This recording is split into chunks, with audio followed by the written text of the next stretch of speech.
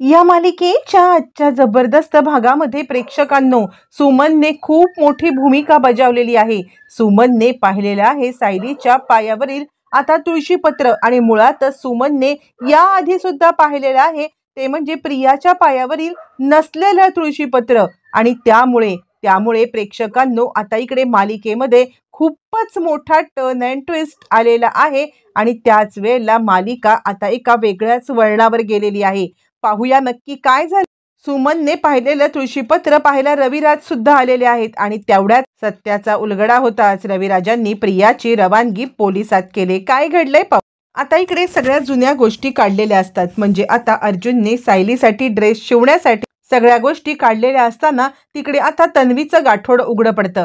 तन्वीचं गाठोडं उघडं पडल्यावरती मग आता लगेचच इकडे त्यातल्या ज्या गोष्टी समोर येतात त्या गोष्टी आता कल्पना आठवणी सांगत असताना सायलीला खूपच त्रास होतो। अर्जुनला ही गोष्ट प्रकर्षाने जाणवते की ज्या मी सायलीला तिच्या स्वतःच्या गोष्टी जेव्हा दाखवल्या त्यावेळेला तिला त्रास होत नाहीये, पण ज्या वेळेला तिला आता तन्वीच्या गोष्टी दाखवल्या त्यावेळेला मात्र त्रास होतोय। अर्जुनला हे कोडं काही सुटतच नसतं आणि त्या इकडे अर्जुन रविराजांची भेट घेऊन त्यांना आता सायलीचा फॅमिली फोटो दाखवतो जो त्याने काढून आणलेला असतो तिकडून आणि त्यानंतर मग आता तो सांगतो म्हणजे सिनियर मी हा फोटो आता इकडे सायलीला पण दाखवला पण तिला काही झालं नाही, पण ज्या वेळेला मी तन्वीच्या गोष्टी दाखवतो ना त्यावेळेला ती खूप अस्वस्थ होते। रविराज म्हणतात हे बघ मला काय वाटतं माहितीये का, काहीतरी गडबड आहे।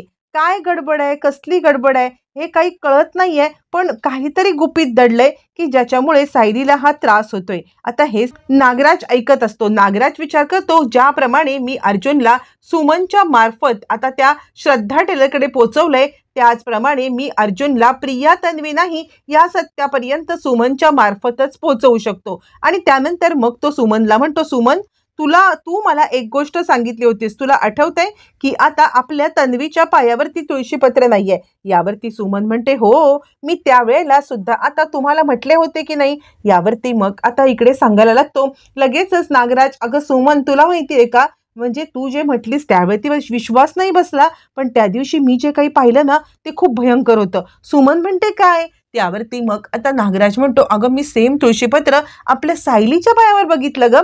सुमन म्हणते काय, ते काय नाही मला माहिती। नागराज म्हणतो तू एक काम कर, तू न नीटपणे आता सायलीचं पाय बघ, ते तुळशीपत्र मला खरं वाटतंय। मला न त्यावेळेला तुझ्या बोलण्यावरती विश्वास नाही ग बसला, पण आत्ता मला तुझं म्हणणं 100% पटतंय। काहीतरी गडबड आहे सुमन, काय गडबड आहे ना तूच शोधून काढू शकतेस। सुमन म्हणते मी सायलीच्या पायावरचं मग जे काही आता तुळशीपत्र आहे ते पाहू का। यावरती तो म्हणतो बघ ना तुला कुणी अडवलंय हे सगळं करण्यापासून, तू नक्कीच ते बघू शकतेस। असं म्हटल्यावरती मग आता सुमन विचार करते ठीक आहे काही झालं तरी सुद्धा जर का ह्या सगळ्या गोष्टी खऱ्या असतील तर मला हे सगळं पाहायलाच पाहिजे असा ती विचार करते। आणि त्यानंतर मग आता सुमन इकडे सज्ज होते तुळशीपत्र पाहायला। त्याच वेळेला इकडे आता ती विचार करते हल्ली काय झालंय म्हणजे आता बऱ्याचशा गोष्टी हे मला सांगायला सांगतायत, काहीतरी गडबड आहे। ठीक आहे पण जर का ही गोष्ट मी आधी पण पाहिलेली आहे तर मी नक्कीच ही गोष्ट पाहीन आणि जे काही सत्य आहे ते सत्य शोधून काढीन।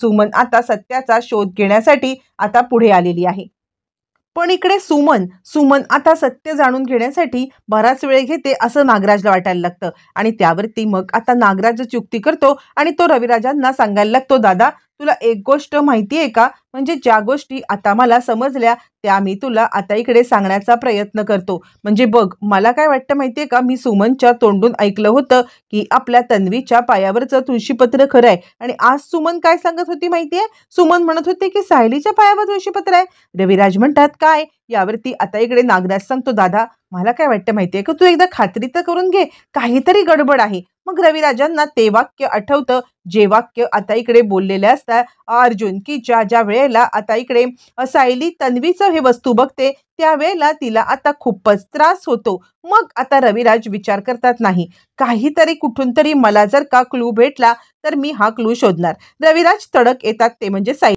आणि रविराज सायलीच्या समोर उभे राहतात। सायली आत्ता मी जे काही विचारीन त्या प्रश्नाची तू मला खरी उत्तरं देशील।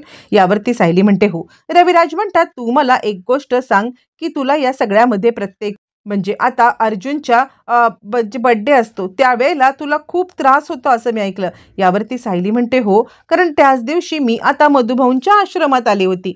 ज्या वेळेला मी मधुभाऊंच्या आश्रमात आली ना, त्यावेळेला तोच दिवस होता आणि मला असं वाटतंय की याच कारणासाठी आता मला तो त्रास होत असेल. माझ्यासोबतच्या काहीतरी आठवणी असतील.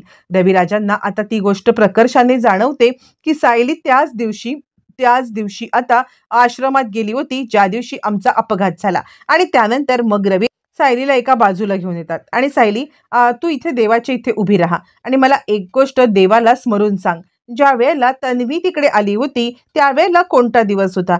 सायली सांगते, रविराज काका, मला खरं तर त्या दिवसाबद्दल काही फारसं आठवत नाहीये. पण खरं सांगू का, तर मी आश्रमात या साली म्हणजे 2005 साली आले. 20 डिसेंबर 2005. असं म्हटल्यावर ते रविराजांना धक्का बसतो. 20 डिसेंबर 2005 ही तीच तारीख आहे, तेच साल आहे. आणि त्यानंतर ती सांगते की पहिली आश्रमात जाणारी व्यक्ती मी होते. त्यावरती रविराज म्हणतात, आणि मग नंतर तन्वी आली? यावरती ती सांगते हो. त्यानंतर रविराज म्हणतात, आता तुला मी एक थोडीशी वेगळी गोष्ट विचारू का? सायली म्हणते, विचारा ना. तुम्ही मला हे सगळं विचारण्यासाठी कोणत्याही बाबतीत परमिशन घ्यायची काही गरज नाहीये. असं म्हटल्यावरती मग आता लगेचच रविराज सांगायला लागतात, मला एक गोष्ट सांग की तन्वीच्या पायावरती कसली जन्मखूण होती? सायली म्हणते, तन्वीच्या पायावरती? नाही नाही, प्रियाच्या पायावरती जन्मखूण नव्हती. रविराज म्हणतात, तुझ्या आहे? असा विषय धडधड धडधड करत रविराजांनी काढल्यावरती मग मात्र आता इकडे सायली सांगायला लागते, हो, पण ही जन्मखुणेबद्दल तुम्हाला कसं माहिती? आता रविराज पूर्णपणे गडबडतात. अजूनही त्यांची खात्री पटलेली नसते की जे काही आता इकडे सत्य चाललेलं आहे ते खरं आहे, की आता इकडे आपण जे ऐकतोय ते खरं आहे. काय नक्की आपल्यासोबत घडतंय हे रविराजांना बिलकुल कळत नसतं. पण काहीतरी चुकीचं घडतंय ही गोष्ट मात्र त्यांना समजते. आणि त्यानंतर मग आता रविराज तिचा पाय बघायला मागतो. आणि ज्या वेळेला सायलीने पाय दाखवलाय तुळशीपत्र समोर, पण सायलीने पहिल्यांदा तिचा आता उजवा पाय दाखवला. ऍक्च्युली डाव्या पायावरती तुळशीपत्र आहे. रविराज आता विचार करतात, म्हणजे हिच्या पायावर तर तुळशीपत्र नाहीये. आणि आता रविराज म्हणतात, "ठीक, दुसरा पाय दाखव." सायली ज्या वेळेला दुसरा पाय दाखवते सगळं सत्य समोर आलेलं आहे आणि रविराजांना समजलेलं आहे की आता सायलीच तन्वी आहे. पण आता रविराज विचार करतात, नाही, अजूनही एकदा आता ताक दूध आणि तोंड भाजलंय म्हटल्यावरती ताक सुद्धा आपण फुंकून फुंकून प्यायला पाहिजे. आणि हाच विचार करत रविराज आता इकडे सगळी शहानिशा करायचं ठरवतात. ते आता इकडे प्रियाच्या म्हणजे सायलीच्या बबलीच्या आई वडिलांना भेटायचं ठरवतात. आणि ते तडक तिकडून निघून अर्जुनला आपल्या घरी बोलवतात. अर्जुन घरी आल्यावरती ते म्हणतात, चल, हा फोटो घेऊन आता आपण जायचं आहे, ते म्हणजे बबली उर्फ आता सायलीच्या आई वडिलांकडे. असं म्हटल्यावरती रविराजांना मग आता इकडे अर्जुन सांगायला लागतो, चल सिनियर. यावरती रविराज म्हणतात, आता न खरं तर सत्य उलगडणार आहे. मला न आता इकडे आपल्या सावंत इन्स्पेक्टरांना पण कॉल कर. रविराजांना अर्जुन म्हणतो, सावंत इन्स्पेक्टरना कॉल? यावरती ते सांगतात, हो, मला या मुलीची रवानगी जेलमध्ये करायची आहे. असं म्हटल्यावरती अर्जुन आता म्हणायला लागतो, कुणाची रवानगी जेलमध्ये करतोयस तू? यावरती मग आता रविराज सांगतात, प्रियाची. यावरती अर्जुन म्हणतो, म्हणजे? त्यावरती आता इकडे सांगायला लागतात रविराज, ते आपल्याला त्यांच्या घरी गेल्यावरतीच कळेल. असं म्हणत चिडलेले रविराज आता मात्र सांगायला लागतात, या मुलीच्या पायावरती तुळशीपत्र हे न तुळशीपत्र आहे, पण आता तिने काहीतरी झोल केलेला आहे. कारण सुमनने मला आता सांगितलं होतं की तिच्या पायावरती तुळशीपत्र नाहीये आणि सायलीच्या पायावरचं तुळशीपत्र मी पाहिलंय. आणि त्यावेळेला मी आता ठरवलंय की हे सगळं त्यांच्याकडून काढून घ्यायचं आहे. त्यांना भेटायचं आणि त्यांना भेटल्यावरती मग आता आपल्याला जे काही सत्य आहे ते मला समजेल. असं म्हटल्यावरती चल आता तिच्या आई वडिलांना भेटूया, असं ते म्हणतात. मग अर्जुन रविराजांना घेऊन आलेला आहे, तो म्हणजे प्रियाच्या आई वडिलांकडे. आणि त्यावेळेला मग आता अर्जुन सांगायला लागतो, सिनियर, हा तो फोटो. मग रविराज आता इकडे या दोघांचीही भेट घेतात. आणि तुमची मुलगी तर आता इकडून पळून गेली होती, तुमच्या मुलीचं आता तुम्ही शोध घेण्याचा प्रयत्न सुद्धा नाही का केलात? यावरती ते सांगतात, नाही, म्हणजे ततपप्पती करायला लागतात. रविराज म्हणतात, मला माहितीये तुम्ही तुमच्या मुलीला विकलत ना? यावरती ती म्हणते, नाही नाही, तुमचा काहीतरी गैरसमज होतोय. त्यावरती रविराज म्हणतात, खोटं बोलू नका. मला माहिती आहे तुम्ही तुमच्या मुलीला विकलत. मी सगळी माहिती काढली. मी एक वकील आहे. त्यावरती ते म्हणतात, अहो काय करायचं, आमची मुलगी आता इकडे खूप नालायक होती आणि 5-5 मुलांचं ओझं मला सांभाळत नव्हतं, म्हणून ही खोटारडी, फसवी, लबाड या मुलीला आता आम्ही इकडून हकलवून दिलं. रविराज आता लगेचच इकडे सांगायला लागतात, ठीक आहे, तुम्हाला जर का पोलिसात जायचं नसेल तर मी जे काही सांगतो ते ऐका. यावरती ते म्हणतात, तुम्ही आम्हाला पोलिसात का पाठवाल? यावरती मग आता लगेचच सांगायला लागतं, रविराज तुम्हाला नसेल ना जायचं तर आता मला खरं खरं सांगायचं आहे. यावरती ते म्हणतात, बोला ना. त्यावरती रविराज सांगतात, तुमच्या मुलीच्या पायावरती तुळशीपत्राची खूण होती. यावरती पण ती बाई म्हणते, नाही नाही, आमच्या मुलीच्या पायावरती कोणतीही तुळशीपत्राची खूण नव्हती. यावरती मग आता रविराज सांगायला लागतात, ठीक आहे, तुम्ही एक काम करायचं आहे, मला DNA टेस्ट करायची आहे आणि DNA टेस्टसाठी तुमचे सॅम्पल लागतील. पण तोपर्यंत तोपर्यंत कुणीही इकडे आलं तरी सुद्धा मी जे काही बोललोय त्याच्याबद्दल कुणालाही काहीही कळता कामा नये. यावरती ती बाई सांगते, आम्हाला फक्त पोलिसांच्या ताब्यात देऊ नका. फक्त आम्हाला आता इकडे तुम्ही पोलिसांच्या ताब्यात नाही दिलं, तुम्ही जे सांगेल ते आम्ही करू. असं म्हटल्यावरती मग आता रविराजांनी त्यांना आता DNA सॅम्पलसाठी तयार केलेलं आहे. आता प्रियाचे, सायलीचे आणि या लोकांचे DNA सॅम्पल टेस्ट करण्यासाठी रविराज पाठवणार असतात. मग आता ते अर्जुनला, ज्युनियर लवकर एक काम कर, लवकरात लवकर हे आता सॅम्पल शोधून काढ. यावरती मग आता इकडे रविराजांनी लगेचच आता आपल्या पूर्णपणे ओळख वापरत त्यांनी आता DNA टेस्ट अर्जंट बेसिसवरती करून मागितलेली आहे. रिझल्ट आलेला आहे आणि त्या रिझल्टमध्ये सायली नाही तर आता प्रियाच त्यांची मुलगी हे सिद्ध झालेलं आहे. त्यावरती रविराजांना आता अर्ध सत्य तर समजलेलंच आहे आणि त्यानंतर मग आता ते सांगतात, याच्यावरून दुसरी कोणतीही टेस्ट करायची गरजच नाहीये, कारण मला समजलेलं आहे की सायलीच माझी मुलगी आहे. तिच्या पायावरची तुळशीपत्राची खूण आता ही ओरिजिनल आहे आणि ही सगळं जे काही चाललंय ना ते सगळं थोतांड आहे. थांब ज्युनियर, मी आता इकडे लगेचच बोलवलेलं आहे, ते म्हणजे सावंतांना. सावंत आता येतील असं म्हण. अचानकपणे पोलिसांना आता इकडे पाहिल्यावरती लगेचच आता प्रिया घाबरले. बाबा हे काय चक्कर आल्याचं नाटक केलंय, पण आता तिच्या कोणत्याही नाटकाला भुलायचं नाही हे आता जबरदस्त रविराजांना समजलेलं आहे. त्यामुळे काहीही झालं तरी सुद्धा प्रियाची ही खेळी यावेळेला तिच्यावरतीच उलटी पडलेली आहे आणि प्रिया पूर्णपणे गडबडलेली आहे.